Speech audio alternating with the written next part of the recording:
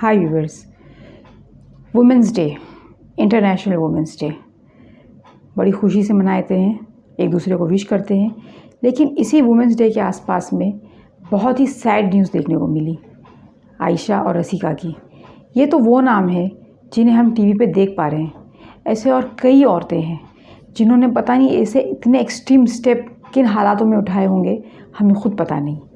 क्या आपको नहीं लगता कि ये एक सुसाइड ही नहीं बल्कि एक मर्डर है? देखिए, मैं यहाँ पर कोई सनसनी न्यूज़ नहीं फैलाने आई हूँ, बल्कि मैं आपका ध्यान केंद्रित करने आई हूँ। क्या आपको नहीं लगता कि हमारे आजू बाजू जो चल रहे हालात हैं, जो हमारे जो जुडिशल सिस्टम है, ये कहीं ना कहीं इस चीज़ के लिए ज़िम्मेदार है? क्या सुसाइड करने के लिए कोई एक ही चीज़ ज़िम्मेदार होती है? क्या और दूसरी कोई चीज़ें नहीं उसमें कंट्रीब्यूट करती? देखिए, मैं आपका ध्यान सिर्फ एक चीज़ पे केंद्रित करने आई हूँ। आप ध्यान दीजिए कि आयशा, उसने केस फाइल किया रखा था अपने हस्बैंड के अगेंस्ट में और अपने इन लॉज के अगेंस्ट में। अगर उसे वक्त रहते और जल्द से जल्द इंसाफ मिल जाता कोर्ट से और उसके हस्बैंड के और उसके इन लॉज की हेकड़ी और अकड़ दोनों ही वक्त रहते ठिकाने लग जाती, तो क्या आयशा इतना बड़ा स्टेप लेती? रसिका ने जो स्टेप लिया, कहीं ना कहीं उसके दिमाग में भी ये बात होगी कि मेरा केस करके क्या फ़ायदा, क्या हो जाएगा। बस यही सारी चीज़ें, इंसाफ से अपने आप से मायूस कर देना, ये चीज़ें दुनिया से अपने आप को मायूस कर देती है। और ये लोगों ने इतने बड़े स्टेप्स उठा लिए। सिर्फ यही नहीं, ऐसे और कई मैटर्स है, कई लड़कियों को मैंने खुद रोते हुए देखा है। व्यूवर्स, मैं अब यहाँ पर एज ए एडवोकेट आपके सामने नहीं बैठी हूँ, बल्कि as a individual, as a citizen of this country मैं आपके सामने ये वीडियो बना रही हूँ। मैं आपके क्लाइंट का किस्सा आपको सुना रही हूँ। एक फ़ीमेल है, उसका बच्चा बराबर से बोल नहीं पाता, ये भी नहीं बता पाता कि उसे भूख लगी है।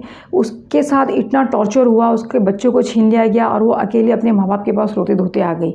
उसने हर तरीके से कोशिश की, कोर्ट का दरवाज़ा खटखटाने की। उसने डीवी का मैटर फाइल किया अपने हस्बैंड के अगेंस्ट में। उसने अपने बच्चे की कस्टडी के लिए केस फाइल किया और उसके साथ साथ उसने क्रिमिनल प्रोसीडिंग भी इनिशिएट करने की कोशिश की पुलिस के सामने।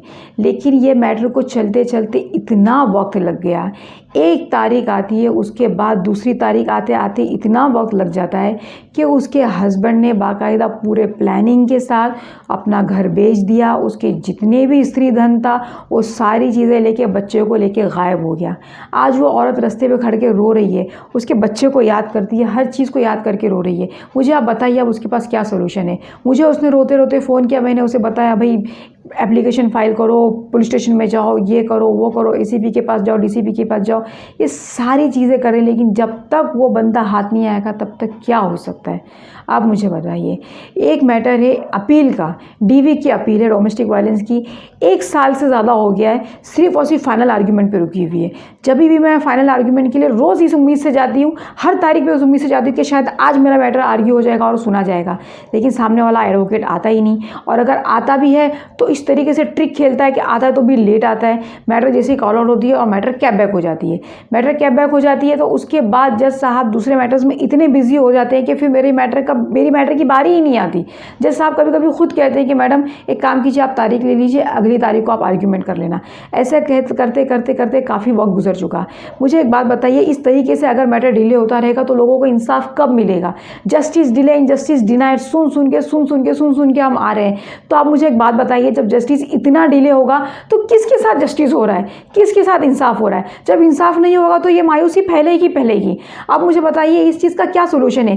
क्या ज़्यादा से ज़्यादा कोर्ट्स बना देना, ज़्यादा से ज़्यादा लोगों को चीज़ों को बाइफरकेट कर देना, खाली ये एक सोल्यूशन है? देखिए, मैं जानती हूँ कि कुछ लिमिटेशंस भी हैं अपने स्टेट गवर्नमेंट के पास। हो सकता है कि वो इतने सारे कोर्ट्स इतने कम टाइम में वो नहीं बना पाए, ये सारी चीज़ों को इतने जल्दी टैकल नहीं कर पाए। लेकिन इसका एक और सोल्यूशन है। देखिए, इसका सोल्यूशन मैंने department of justice, government of India को भी मैंने भेजा है। मैंने एक ईमेल भी किया और बाकायदा उनको ट्वीट भी किया है। मेरा ये कहना है, मेरा ये सजेशन है कि हर जज के हाथ के नीचे 2 असिस्टेंट जज किए जाएं। देखिए, जो मेजर जो डिपार्टमेंट का जो काम होता है, जो हमारा जो कोर्ट का काम होता है, उसका मेजर पार्ट मैटर को कॉल आउट करने में, एप्लीकेशन को रिसीव करने में, टेकन ऑन बोर्ड करने में, रिप्लाई को टेकन ऑन बोर्ड करने में। अगर रिप्लाई वक्त में फाइल नहीं होता है तो उसके अगेंस्ट में एक्स पार्टी ऑर्डर पास कर दो, और अगर एक्स पार्टी ऑर्डर अगर सामने वाला आता है तो उसको सेट असाइड करता है, फिर उसके लिए एप्लीकेशन डालता है, फिर उसके लिए आर्ग्यू करता है। तो ये वाले जो मैटर्स हैं ना, जिसके अंदर सिर्फ कॉल आउट किया जाता है, बुलाया जाता है, चीज़ों को टेकन ऑन रिकॉर्ड लिया जाता है, ये सारे चीज़ों में मैक्सिमम टाइम जो है कोर्ट का चला जाता है। बहुत ही कम वक्त मिलता है आर्ग्यूमेंट सुनने के लिए, बहुत ही कम वक्त मिलता है एविडेंस चलाने के लिए। और इसमें भी जस्ट आप कुछ मैं हर चीज़ की बात नहीं कर रही हूँ, ड्यू रिस्पेक्ट में कह रही हूँ।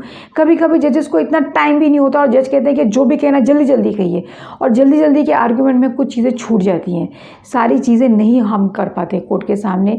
कहीं कहीं ऐसा लगता है कि जस्टिस नहीं हुआ। रीज़न यही है कि वक्त बहुत कम पड़ जाता है हर चीज़ के लिए। तो इसीलिए मैं ये चाहती हूँ, मेरा ये सजेशन है कि हर जज के हाथ के नीचे 2 असिस्टेंट जज बने। गौर से सुनिएगा, एक असिस्टेंट जज का काम सिर्फ और सिर्फ एप्लीकेशंस को टेकन ऑन रिकॉर्ड करने में, एप्लीकेशन लेने में, रिप्लाई लेने में उसका काम हो, और वो जो है उसे इतना भी ऑर्डर परमिशन दी जाए, इतने पावर्स दिए जाए कि अगर कोई एप्लीकेशन या कोई रिप्लाई, स्पेशली रिप्लाई अगर टाइम पे अगर नहीं फाइल हुआ तो उसके अगेंस्ट में एक्स पार्टी ऑर्डर पास कर दे, या तो एक्स पार्टी ऑर्डर को सेट असाइड कर दे, कॉस्ट इम्पोज कर दे। यानी कि जो एप्लीकेशन और रिप्लाई से रिलेटेड जितनी भी चीज़ें हैं वो जज हैंडल करेगा। दूसरा असिस्टेंट जज सिर्फ एविडेंस रिकॉर्ड करेगा, यानी कि क्रॉस हो रहा है तो क्रॉस के पॉइंट्स वो नोट डाउन करेगा, और ये नोट डाउन करने के बाद सारा एविडेंस प्रिपेयर जब हो जाएगा तो वो मेन जज को वो लोग फाइल को पहुंचा देंगे। और यहाँ पर भी जब एप्लीकेशन आ गया, रिप्लाई आ गया, सारी चीज़ें हो गई, मैटर सिर्फ फाइनल आर्ग्यूमेंट के लिए है, तो वो एप्लीकेशन और रिप्लाई जो है वो मेन जज को पहुंचा देंगे। जज का काम होगा सिर्फ फाइनल आर्ग्यूमेंट सुनना और उसके बाद फाइनल जजमेंट देना। तो ये सारे, या तो फाइनल आर्ग्यूमेंट एप्लीकेशन का या पूरे के पूरे केस का, अगर इस तरीके से अगर काम को बाइफरकेट कर दिया जाए तो जो क्वालिटी टाइम होगा, जो क्वालिटी वर्क होगा, प्रोडक्टिव वर्क होगा, वो मेन जज कर पाएगा। और जो बाकी का जो काम है, जो एप्लीकेशन लेना देना, कॉल आउट करना, लोगों की हाजिरी लेना, ये दूसरे जजेस कर लेंगे जो उसके असिस्टेंट जज है। इससे एक ही प्रोमाइसेस में, एक ही कोर्ट के अंदर मैटर स्पीड अप होगा तो मैटर जल्दी जल्दी हो जाएंगे। एक और सजेशन था मेरा इसके अंदर कि जब ये महामारी फैली, जब कोरोना वायरस फैला, तो हाई कोर्ट के अंदर ऑनलाइन अपीयरेंस का एक सिस्टम जो है स्टार्ट किया गया। मैं कह रही हूँ कि ऑनलाइन सिस्टम का जो अपीयरेंस का जो सिस्टम है, ये सिर्फ महामारी में क्यों, ये कंटिन्यू कीजिए। और सिर्फ हाई कोर्ट में ही नहीं, बाकी जितने भी लोअर कोर्ट्स हैं, डिस्ट्रिक्ट कोर्ट्स हैं, इन सारे के सारे जगहों पर एक ऑनलाइन सिस्टम जो है वो अप्लाई कीजिए। कोशिश तो कीजिए क्या इस तरीके से कोई सॉफ्टवेयर बनाने की। अभी मैं आपके सामने बैठी हूँ, कैसे बैठी हूँ, इंटरनेट के थ्रू। एक दुनिया दूसरी दुनिया से कांटेक्ट कर रही है इंटरनेट के थ्रू। हम यहाँ बैठे हम किसी से भी कांटेक्ट कर सकते हैं। तो जब हम दूसरी दुनिया में पहुँच सकते हैं इंटरनेट के थ्रू, तो क्या हम कोर्ट नहीं पहुँच सकते? अगर इस तरीके से अगर मेरा ऑनलाइन मैंने आर्ग्यूमेंट किया एक जज के सामने एक मैटर में, मैं तुरंत दूसरे मैटर में एक क्लिक करके स्विच कर सकती हूँ, दूसरे मैटर में पहुँच सकती हूँ। यहाँ पर मेरा मैटर मैं हेल्ड अप हो जाती हूँ। अगर मैं फिजिकली अपीयर करती हूँ तो दूसरे कोर्ट में पहुँचने के लिए मुझे काफ़ी टाइम लग जाता है। अगर उसके प्रेमाइसेस दूसरी जगह पर हो, मुझे ट्रैवलिंग करके वहाँ पहुँचना पड़ता है। इसके चलते कभी मैटर कैब बैक हो जाती है, कभी तारीख लेना पड़ता है और मैटर और लंबा चलता है। जब हम ट्रैवलिंग करके आते हैं तो हम सारे ट्रैफिक को फेस करके आते हैं, हम हमारा अपना टाइम लगाते हैं, हमारा पैसा लगाते हैं, कॉस्ट इंक्रीज़ होता है। तो इसका असर जो हम लीगल फ़ीस लेते हैं उसके ऊपर पड़ता है। तो जो हमारे जो क्लाइंट्स की फ़ीस में भी कई रियायत हो जाएगी अगर हमें इस तरीके से ऑनलाइन अगर हमें अपीयर करने का मौका दिया जाए। हमारा कॉस्ट कम होगा तो लीगल फ़ीस कम होगी, और उसके साथ साथ बहुत जल्दी हर चीज़ जो है हम लोग मैटर्स को अटेंड कर पाएंगे, हर कोर्स को हम अटेंड कर पाएंगे। तो ये एक मेरा सजेशन था व्यूअर्स। मेरे इस सजेशन के बारे में आप क्या सोचते हैं, आपका क्या ख्याल है, प्लीज़ मुझे कमेंट बॉक्स में लिख कर ज़रूर बताइएगा। इसके अलावा भी अगर आपके कोई सजेशन है तो प्लीज़ बताइएगा। अगर मेरे सामने जो व्यूअर्स बैठे हैं, अगर इनमें से कोई ऐसे भी है जो मतलब मेरे इस चीज़ में हेल्प कर सकते हैं, सही जगह पे ये जो है सजेशन को पहुंचा सकते हैं, तो प्लीज़ वो भी मेरी हेल्प कीजिए। ये सजेशन को ज़्यादा से ज़्यादा सही अथॉरिटी के सामने पहुंचाइए। मैंने जो अभी जिस अथॉरिटी को मैंने जो पहुंचाया है, department of justice, government of India में पहुंचाया। इसके अलावा भी मैं और अलग अलग जगह में ट्वीट करने वाली हूँ। आप मुझे बताइए, हेल्प कीजिए कि मैं और कहाँ कहाँ पर ट्वीट करूँ। देखिए व्यूअर्स, मुझे अभी भी वो आयशा के वालिद के, आयशा के बाप के अल्फाज मेरे कानों में गूंजते हुए नज़र आते हैं कि इस देश की बाकी आयशाओं को, बाकी बच्चियों को बचा लो। मेरी आयशा चली गई, वो वापस नहीं आएगी, और आयशाओं को बचा लो। मैं आपके सामने हाथ जोड़ के कहती हूँ कि हमारे पूरे सिस्टम को बचा लो। ये सिस्टम बचेगा तो हमारे दूसरे जो देशवासी हैं, जो सारे के सारे हमारे जो लोग हैं, वो भी बच जाएंगे। जब भी हम लोग केस फाइल करते हैं, जब भी हमारे यहाँ पर कोई कंप्लेनेंट आता है, ऐसा लगता है कि उसने खुद एक गुनाह कर दिया कोर्ट के सामने आके। वो खुद कितना सफ़र करता है जब कोर्ट के सामने आता है, ऐसा लगता है कि वो खुद गुनहगार बन गया है। वो एक मुझे एक शेर याद आता है, गुनहगारों में शामिल मुद्दई भी मुलजिम भी, तेरा इंसाफ देखा और अदालत छोड़ दी हमने। प्लीज़ मेरे आपके सामने एक रिक्वेस्ट है कि इस सिस्टम को बचा लीजिए। ये सिस्टम को बचाने के लिए कोई मसीहा आसमान से नहीं आएगा, इसे हमें और आपको ही सुधारना है।